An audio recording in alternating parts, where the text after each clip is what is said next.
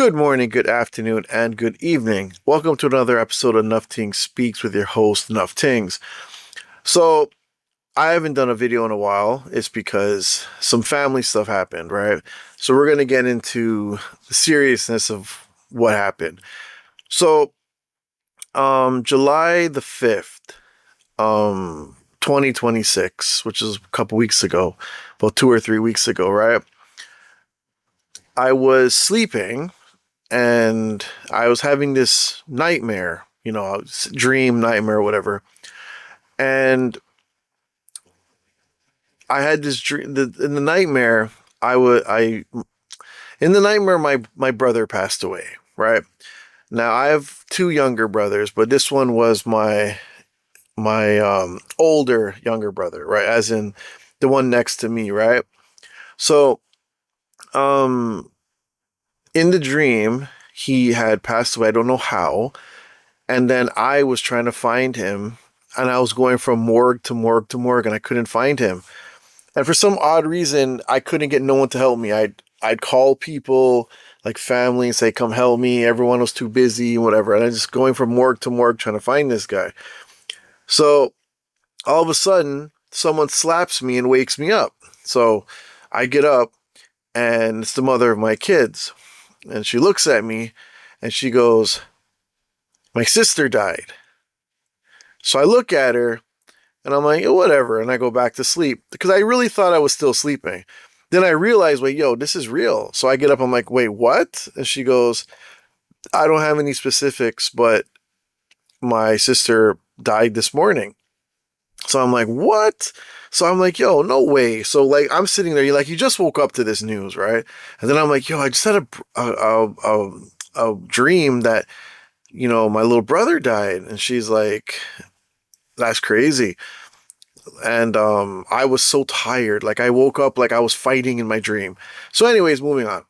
So the only reason why I'm telling you that is because it was just such an odd morning. So I get up and, she's on her phone and she's trying to find out what happened, right? Because this is her younger sister. They're like a year apart, right? So she's trying to figure out what happened. Now, mind you, her and her sister weren't getting along. They haven't talked in like 3 months. Their issues with each other, from what I've gathered, from what I've seen, is more of a jealousy thing. Like, my mom loves me more than you kind of thing.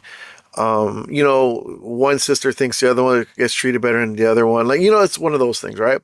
So, typical sibling behavior. But anyways, so they hadn't talked in a while. And I don't want to get into why, but it was something silly, something that could have been fixed with an apology. But they never fixed their issue. So while this is going on the Sunday, this is like, so we found out at this point that she had passed away at 6 a.m.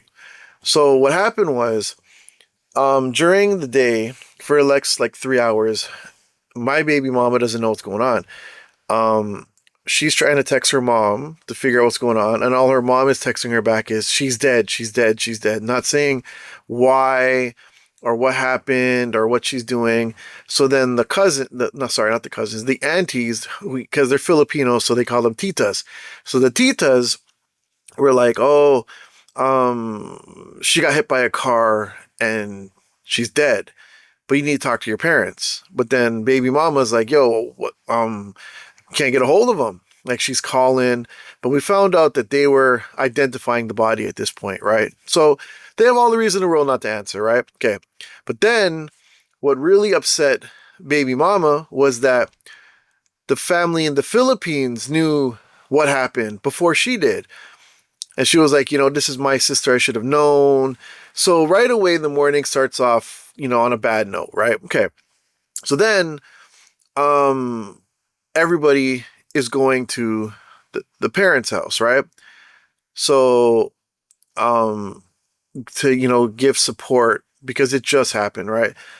So we all go and, all the family is there. And let me tell y'all, okay, as a parent, my heart was shattered when I went to that house. the way how the mother who just lost her daughter was screaming. Oh, dude, it nearly brings tears to my eyes when you hear it. Like when you hear a parent that lost their child by something so silly, right? It wasn't like she was sick or anything. It was just unexpectedly like that. Dude, you feel so bad. Like you know you can't do anything, but you just when you hear the squealing, the pain, you could feel it in the air. Oh my God, that poor woman. I felt so bad for her. Like you just sat there and you like you couldn't even like you just can't what do you say, right? Anyways, the way how she was just so upset. And you know what? As a father of two, I'd be the same way. Like you do not want to bury your child, right? So anyways, let's get into the specifics on, what happened. So the the sister, she had just gotten married back in May, right? So like 2 months ago. And her husband, I guess, fell down the stairs and broke his toe. So she drove him to the hospital. This hit and run happened at the hospital, right? So there's a hospital here out here called Credit Valley, and it's like Erin Mills area and whatever. And there's a road there that has like all these lanes, and it's been known to have lots of accidents, right? So what happened was she had dropped him at the hospital and didn't want to pay the $20 parking, so she parked across the street. So I don't know if she was going back to her car or coming from her car to back to the hospital, but some person was driving extremely fast because I'm going by what the police said too and what, the parents said, because since I'm, part of the family somewhat, I got to hear it, from them, right? So what happened was she was crossing the road and this person was driving extremely fast. They say they had to be going at least 100 miles an hour and just hit her point blank while she's crossing the street. So they cut off the street, the road. People had to go around, like they just shut it off, and they had um you know I don't know if they had body parts at different parts. It was, whatever, right? But like she was wearing Crocs, and there was like one Croc here, one Croc down, down the street, and apparently she got hit 100 feet in the air, right, and died right there. So, anywho, um, they had to identify the body, obviously, and it was her. And when you looked online, you saw all the stuff about it, hit and run, this and that, and it was crazy, right? So we're at the house, and the mother's losing her mind, obviously, and they have no leads on who it is. So it's been how many days now? It's been about 3 weeks now. They have no leads on who it is. So there's a lot of, banter going on, like a lot of things people are saying that is probably someone that's fled the country. It's probably a new person in the country. But my auntie says something to me. She goes, it could have been someone from the States, right? Because the World Cup was out here and there's a lot of people from the States, and who knows, right? But you're getting the racial comments too, where people are like, it's probably an East Indian, it's all this stuff, right? I'm not saying I agree with any of this stuff. I'm just saying what was said, right? So, anywho, um, there's been no leads. They can't find this person. They have a car, but no license plate. And apparently that road has so many accidents, right? And they had a camera there, but then Doug Ford got rid of the cameras. That's what everybody's saying. I don't know specifics because, like, I don't really pay attention, but that was what, everybody's saying, right? And I mean everybody, as in like so much people, like even comments on this video, where they show like what happened, and the police are talking, and then the police are like, you need to lawyer up, you know what I'm saying? And turn yourself in and whatever. Then, um, So that was the Sunday, right? So a couple days later, they had an interview with like Global News and all that, and they were talking to the parents, and the parents were saying all this stuff about her, like she was a good person, this and that, and can you please turn yourself in? And they have no leads, right? And then I thought to myself, I go, listen, if this been a week now, because it was probably a week at this point, and there's no person, they have no leads, like do they even have an idea who it is? Like did this person go to the chop shop and strip the car down and then leave the country? Like, it's like they're never gonna find this person. It was weird, and they have this mother on TV, crying about this because she has to bury her daughter, and it's a very serious thing, and it's just you feel bad for people that have this happen to them. Like you're never supposed to bury your children. Like seriously, like it's not supposed to happen, especially like this. She had just got married, and you know, then this happens, right? So, anyways, moving on. So then they had the viewing, and we got to see um the body, and you didn't get there was no bad. They did a great job of making her look presentable with everything that had went on.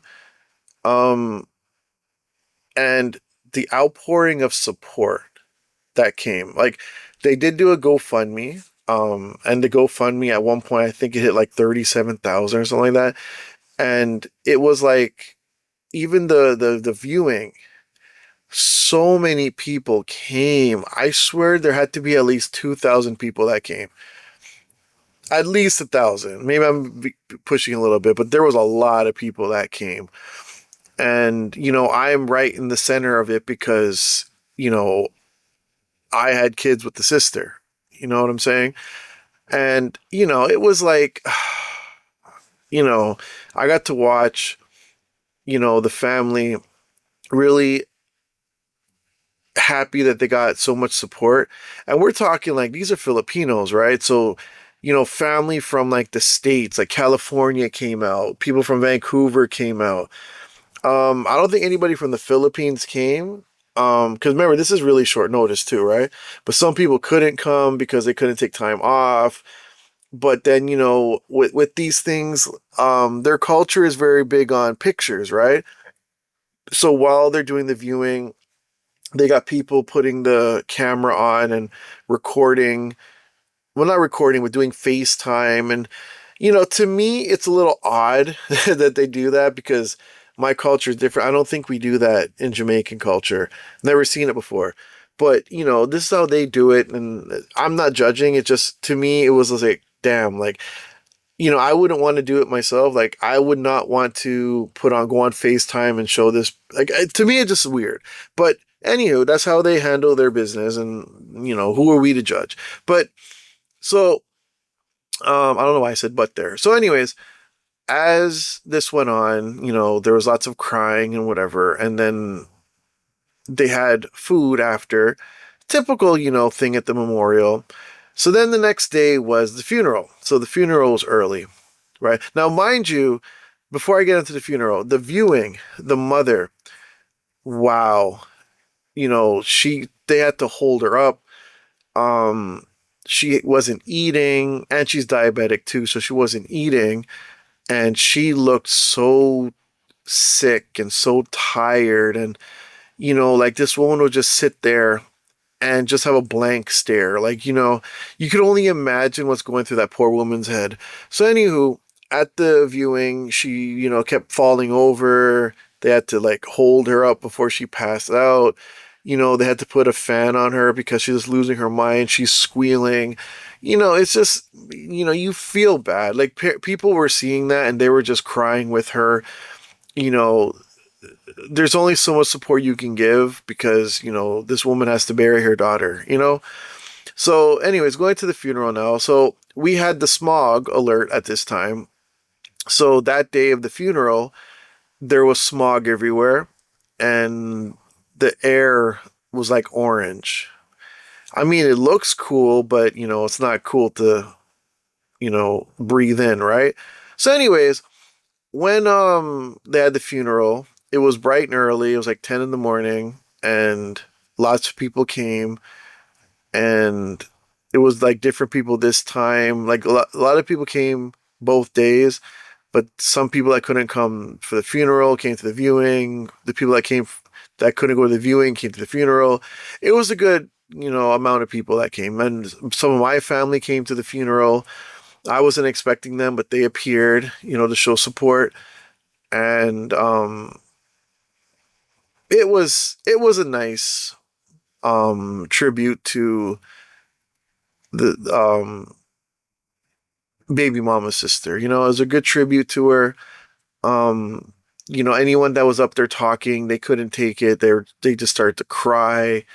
And then I watched baby mama go up there, even though they weren't talking and they weren't getting along. She couldn't even say a sentence without starting to cry.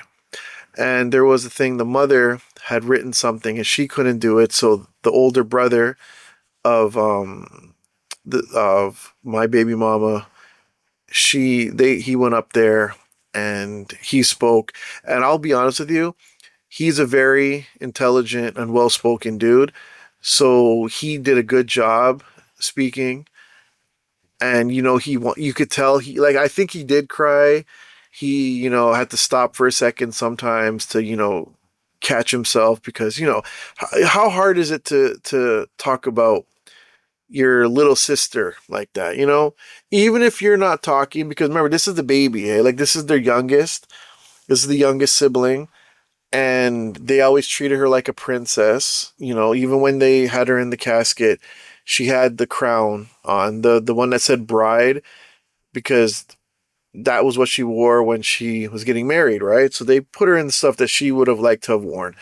And watching the family talk about her, watching the immediate family talk about her, and no one could finish talking. And the mother could not speak. There was no way she probably would have spoken, passed out. So the son doing it was good. He did a great job. Baby mama did a good job too, as best as she could. And when she started to cry, they all went up there and were hugging her, and you know, and I'm telling you, the amount of people that cry, it was so sad. Like, you know, man, you feel for people. And I'm a guy. People might say, I'm mean, I'm rude, I'm an ass.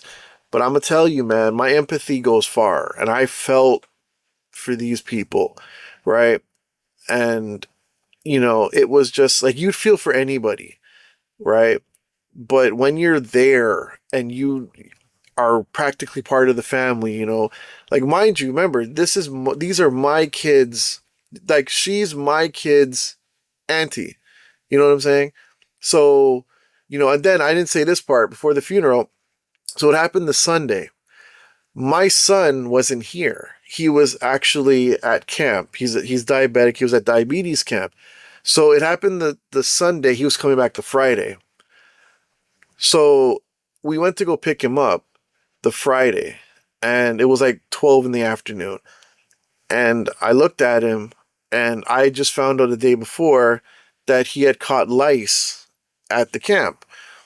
Now, the camp had said that it wasn't a bad outbreak and they had medicine or whatever, and just check him. So he came and we checked his head, but I didn't see any lice, right? Now, I didn't even tell him yet. So I go, well, we got to shave your head, because what's the point? Like, you're a guy, you can shave your head, because if he gets his lice in his sister's hair, she's probably going to, be really upset. You know what I'm saying? So, we get his head shaven, whatever, and we tell him, and we said, look, man, your auntie passed away. And he looked at us like we were full of crap. And he's like, what are you talking about? And we told him, what happened. And he didn't think it was true. And it was the same thing with his mother. She never thought it was true either. When she first heard, she thought it was just a prank. But he looked at us and he goes, what? You're joking. Anyways, he found out at that point that, his auntie had died. So, he's coming back from camp, all happy with lice. Well, we didn't find any lice after like we shaved his head. He's bald, and he then went to the family's house the next day, I think it was, or the day after, and then the funeral and all that stuff. And he actually went up on stage and was talking too. He had read something about the sister, and the mother of like his grandmother had given him some written stuff to read, and he did a good job. And my daughter did a reading too, and they did good jobs. But at the end of the day, you don't want to have your kids doing it, not because you don't want them to, but because you wish that people wouldn't pass away like that. That's so close where they have to. You know what I'm saying? It's one of the, I don't know. It's hard to really talk about it because it's such an odd situation. It's like, this girl was just walking down the street and now she's not here anymore. So it's really, I don't know, man. It's sad, and you feel for the family. The family is really distraught. And then the fact that there's no face to go with the crime, they can't get that closure. And a lot of them, when they were talking to me, said they just want a face. They don't want to hurt the person or anything like that. I mean, there are probably some that want to, hurt the person that hit her. But there's no face to go with it, and they're not gonna feel fine until they see a face of who did this to their family, right? But it's, what's the date today? It is now the 19th. So this happened on the 5th. So that's what, 12 days? No, that's not 12 days. That's 15 days. No, 14 days. Oh man, there goes my math. Yeah, so it's been 2 weeks. Exactly 2 weeks. Oh yeah, because it's Sunday. Oh my gosh, I'm recording this on a Sunday, and it happened. Oh my gosh, so it's wow. I'll be honest with you. It with all the things going on, I thought it was longer. I feel like it's been 3 weeks. Wow, like the weeks were just so long. My gosh. Anyways, moving on. So, um, she's been buried, and you know, um, the mom seems to be okay right now. And, I was even saying this. I'm like, she's cool now because there's so much people around her. But when she's by herself, how's she going to feel? You can only imagine when you're by yourself and you aren't being occupied by other things and you just sit there and think. I don't wish this on anybody. You could be the worst person on the planet, and I would not wish this type of pain on you. I don't know. I don't think anyone deserves to have to bury their child. Um, it's sad, and I feel bad for the family. My heart goes out to them. I had a hard time even doing this because I was thinking like I want to do a video like this to talk about how things happen. I did something about when it first happened, talking about when things can change your life. One little incident could change your life, and that's what happened here. You know, they they lost a kid. A husband lost his wife. A sister and a brother lost their sister. You know, cousins lost their cousin. A niece and nephew lost their auntie. It's not it's not fun. I don't know. And I'm rambling here because it's just what makes it worse is that they can't find the person. And there's no camera in the area. And maybe there should be cameras at these lights like that. Apparently there is a camera there, but it didn't catch the car in the right angle. And I'm like, well, if that's the case, then there needs to be another goddamn camera, right? Like, come on. One of the cousins said to me that in Vancouver, they have like 3 cameras at every light. So anything like this would have been caught right away. And I mean, look, maybe that's how it should be out here. Also, when I talked to the mother, she was telling me that, so like she's reading the comments, and I'm like, why are you reading the comments online? Don't do that. And then she's like, how people are saying rude stuff in the comments and saying how she had ugly shoes and all this other stuff. And I'm like, why are you listening to that or reading that? Just don't look at that. Because I've learned doing this YouTube Nufftingz Speaks thing is that, when 100 people watch your video, usually it's positive. But once that video starts reaching thousands, like when it hits that 3,000 mark, 1,000 mark, like when it goes to 500, 1,000, 1,500, 2,000, when it starts getting higher and higher, you start getting more and more, comments that aren't positive, unless you do the most greatest video on the planet, which I haven't done yet. But, when I get to like that 3,000 mark, which has happened maybe twice, you start getting a lot of bad comments. And I mean, it's just how it goes, man. People are just mean. Um, it's like, you remember when you were growing up and it was like, if you have nothing nice to say, don't say nothing at all. People don't follow that rule. People will tell you straight up. Even with me, like when people, because their last name is very odd. So I started getting messages and calls and like, hey man, is this who I think it is? And I'm like, yeah, it is. And they're like, yo, how? And I'm like, bro, who knows?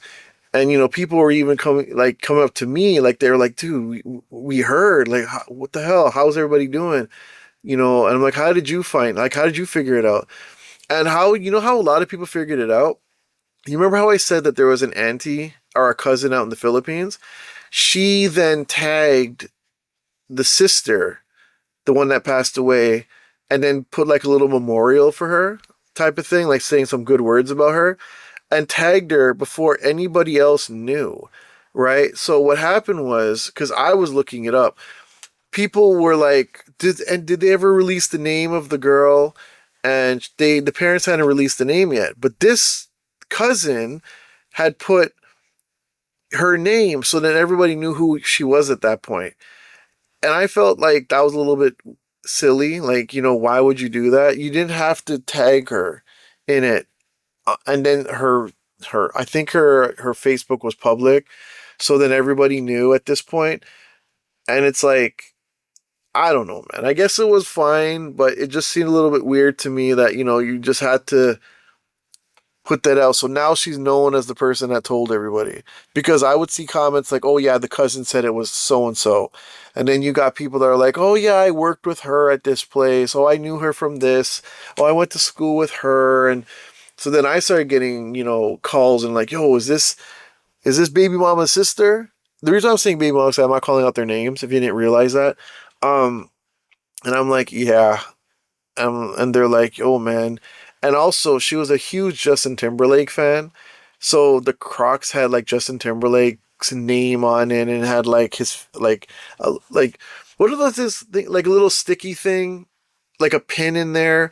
And it had like his face on it and stuff. So people didn't like the shoes because Justin Timberlake was on it. I actually saw one comment that it made me laugh because it was like, I never thought of it, was that when they saw the Justin Timberlake stuff, they put like GIFs or GIFs, whatever the hell they call it, GIF of Justin Timberlake dancing and stuff. And I'm like, yo, people are rude. Like, I don't know, man. I don't know if it's rude, but it made me laugh because it's like in my brain, I could never think of something like that over something so serious. It's like, damn, bro.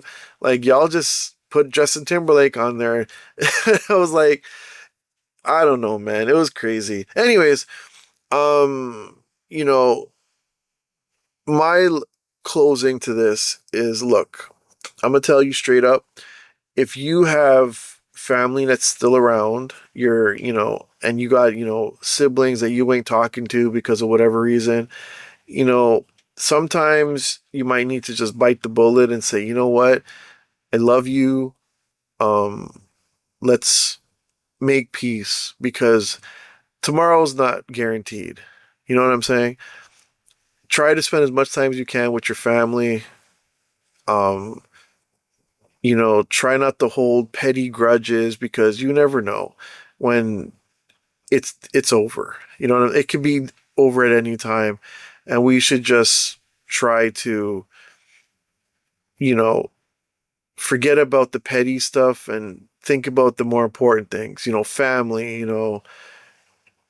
be like, mostly Justin Timberlake, be like Vin Diesel, man, be like Dom. It's all about family, right? Anyways, that's my video on this. I wish everybody well, and I will see you in the next video.